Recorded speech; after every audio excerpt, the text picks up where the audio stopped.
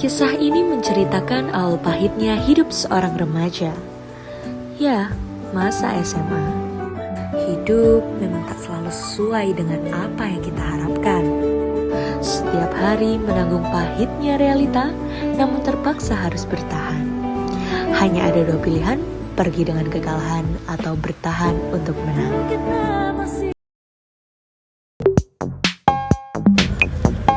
Selamat pagi teman-teman Chassis semuanya. Perkenalkan saya Fania yang akan memandu podcast kita dengan judul Say No to Bully pada pagi hari ini.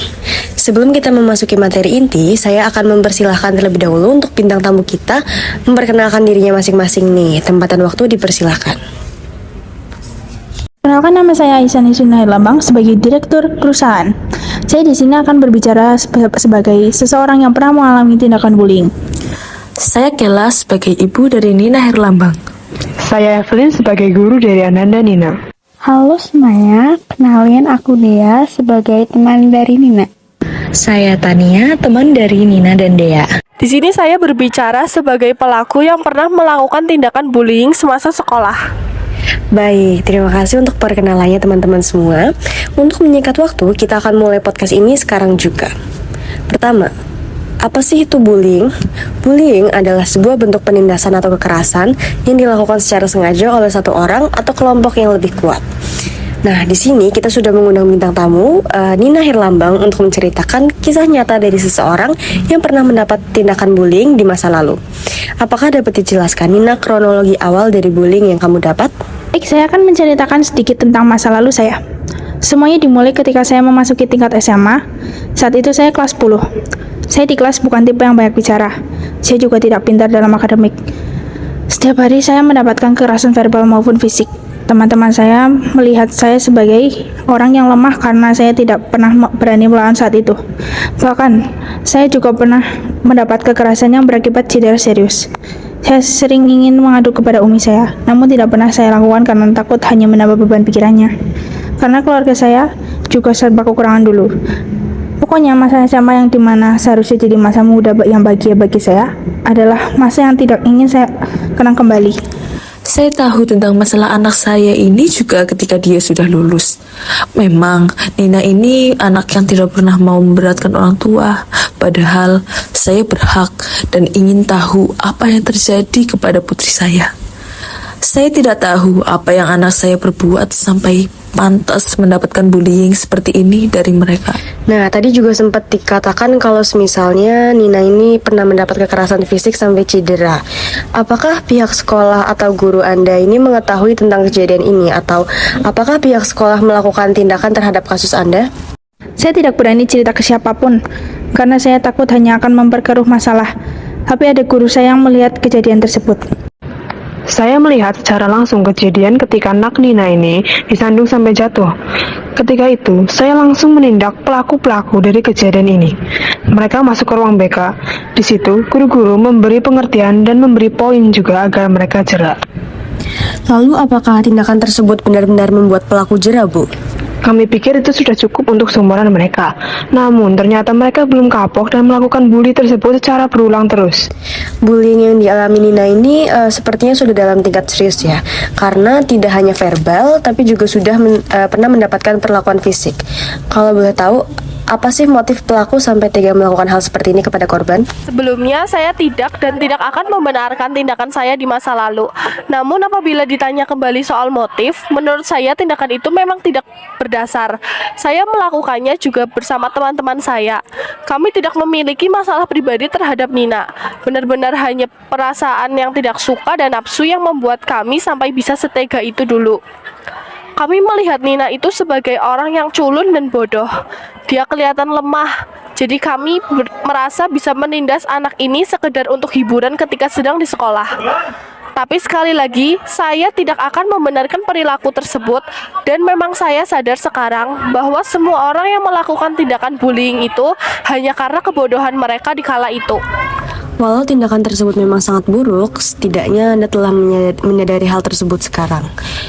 tindakan apa saja sih yang pernah kamu lakukan dulu ketika menjadi seorang pelaku bullying, Devi? Hanya saya dan teman-teman saya suka menyuruh dia untuk datang ke gazebo belakang. Lalu kami jadikan pembantu. Kami suka menyuruh dia untuk membelikan jajan-jajanan di kantin. Dan memang seperti yang telah diceritakan sebelumnya, puncaknya ketika kami sudah bermain tangan. Saya sedih sekali ketika melihat dengkul putri saya sempat retak. Saya semakin kecewa kepada diri saya sendiri karena tidak dapat memberikan pengobatan yang cukup karena keterbatasan kami. Nampaknya memang masa-masa yang sangat kelam ya untuk Nina dan keluarga. Nina, di masa-masa itu apa sih alasan kamu buat tetap bertahan dan tetap kuat dengan masalah yang kamu terima? Ya, dulu itu aku ngelihat Nina sebagai orang yang sangat lugu dan polos. Aku ngelihat tindakan teman-teman aku terhadap Nina, kadang-kadang juga ngerasa kasihan banget. Nina itu tipe orang yang gak pernah berani buat ngelawan. Dia mau diapain aja juga tetap diterima. Bahkan sampai dikata-katain juga, dia gak pernah mau bales. Jadi kadang-kadang aku ngerasa simpati dan gak pernah tega untuk ikut-ikutan melakukan tindakan bullying kayak gitu. Iya, awalnya itu saya dan Dea berteman baik di kelas. Berdua kami melihat kejadian tersebut dan tidak tega melihat orang yang sepolos itu dibully. Bahkan bisa sampai seangkatan gak suka sama Nina. Paling tindakan kita di masa itu ya memberi pengertian, membantu Nina ketika kesulitan dalam hal akademik. Terkadang kami juga membantu Nina ketika tengah dibully oleh gengnya Devi sih. Support system ternyata sangat penting ya.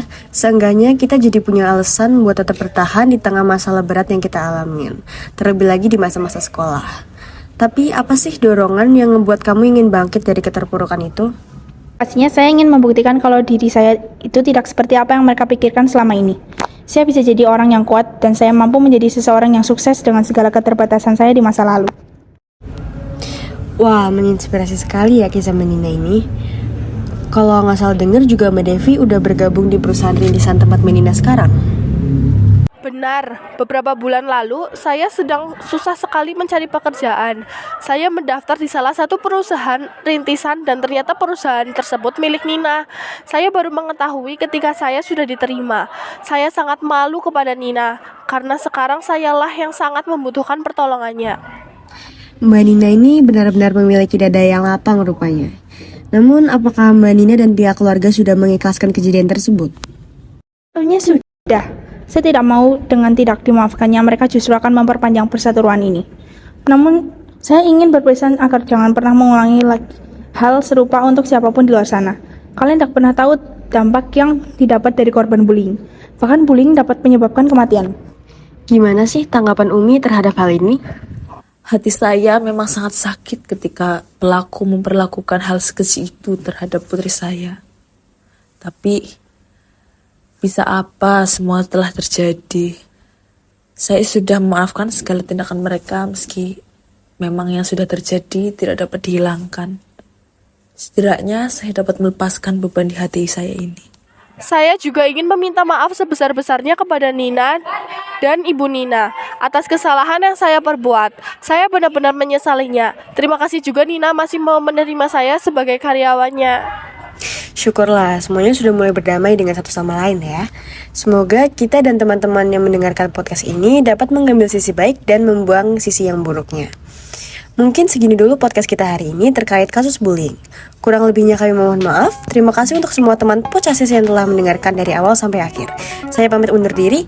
Dadah.